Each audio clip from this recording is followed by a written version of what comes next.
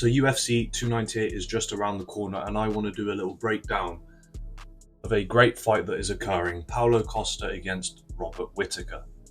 Now, just before I filmed this video, I watched the weigh-ins, and surprisingly Paulo Costa made weight, and so did Whittaker. I expected Whittaker to make weight, but Paulo Costa making weight, it's a rare sight. Now, let's talk about Paulo Costa. What do I want to see in this fight from him? When I look at Paulo Costa, I see a fighter with very good fundamentals. Now, you won't see him throw too many unorthodox strikes like an Anderson Silva or an Israel Adesanya. He sticks to what he knows, he sticks to the basics, but he does them very, very well. And when I look at his fighting IQ, I don't think it's terrible either, but I don't think it's great. It's in that mid-ballpark, just middle of the road. And I think that's what got him in trouble against Adesanya, right?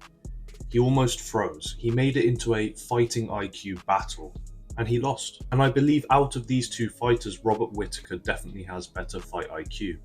So I don't want to see Paulo Costa hesitate or give Robert Whittaker too much time for it to become a fight IQ battle. Now, if Paulo Costa does what he did against Luke Rockhold and walks Whittaker down and doesn't give him space and doesn't give him time and doesn't give him any breathing room or space, as I said before, for him to work in, then I think Paulo Costa will definitely be a problem for Robert Whittaker. He almost has to disrespect Robert Whittaker's striking. I think against Adesanya, he respected the striking that was coming towards him too much. He was tentative, he was nervous, and he didn't know what to do.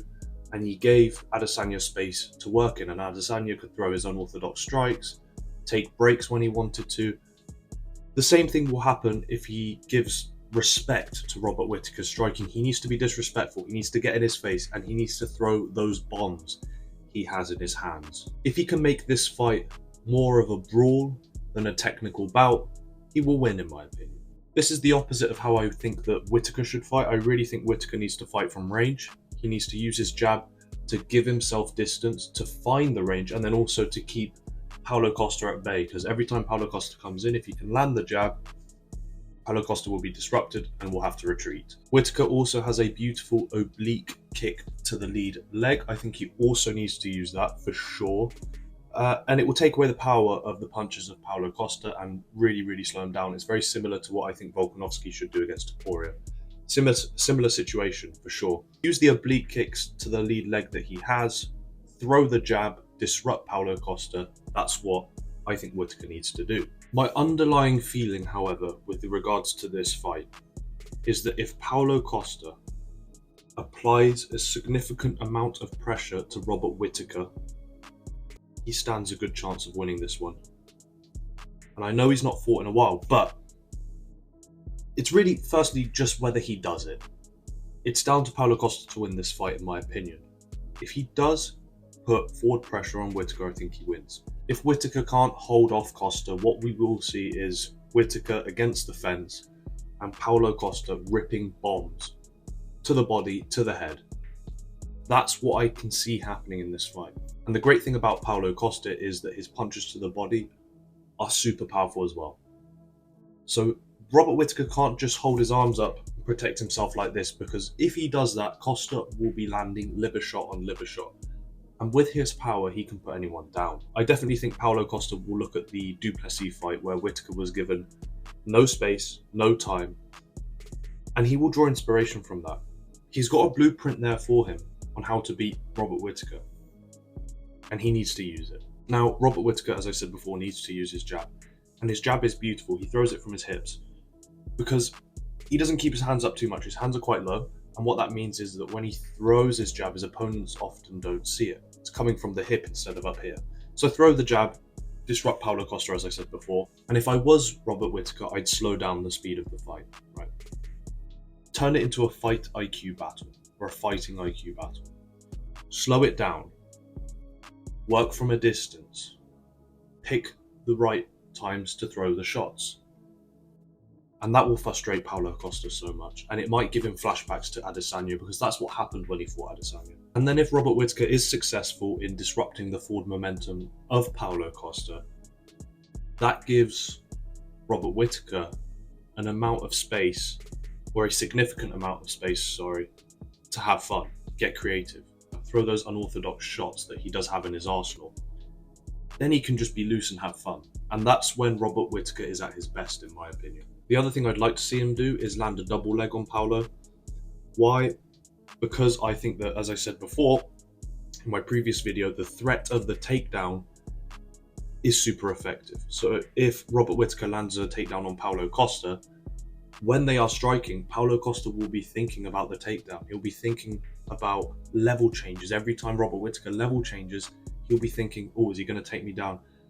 And that can reduce a fighter's ability in the stand-up area of MMA significantly. He doesn't even need to land significant strikes when he does take down Paulo Costa, in my opinion. Robert Whittaker just needs the threat of the takedown to lower the level of Paulo Costa's striking. And also, it may tire him out. We don't know what his fitness is going to be like after a long hiatus from the octagon.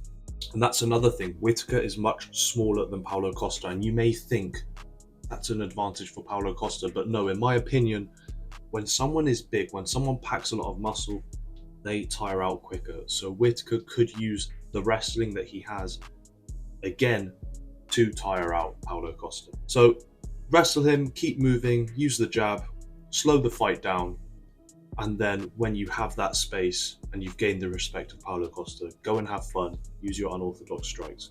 That's what I'd be saying to Robert Whittaker. To Paulo Costa, get in his face. I'd say don't respect his stand-up, get close, rip body shots, rip shots to the head, go for the lead leg as well, I would say, for Paulo Costa. Try and batter that lead leg, and overall just be aggressive. It's only 3 rounds. That's what I'd be saying to Paulo Costa. Now, who do I think will win? And this is not going to be a popular opinion, but in my opinion, Paulo Costa wins this one. Now, why do I say this? I've just watched the weigh-in. He looks in phenomenal shape. People will say, oh, he always looks in phenomenal shape, but no, he looks unbelievable. He looks the exact same as when he fought Luke Rockhold. In previous fights, excluding the Luke Rockhold fight, he looked quite bloated. He put on a lot of weight after the weigh-ins, but he looks great. I do also think he is desperate for a title shot. I think he is desperate to get back in the octagon.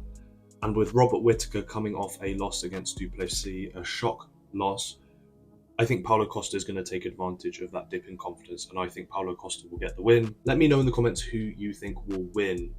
I have to be honest, most of you are going to say Robert Whittaker for sure. I just have a hunch it's going to be Paulo Costa, okay? And Robert Whittaker may prove me wrong, but if I have a hunch, I usually go with it. So I'm going to go with Paulo Costa, and I'm going to go with TKO or KO. I think it's going to be very similar to the Duplessis fight, in my opinion. But who knows? Some fights just are completely the opposite of what people think they're going to be. But that's my prediction. Thank you guys for watching, and I'll see you in the next video.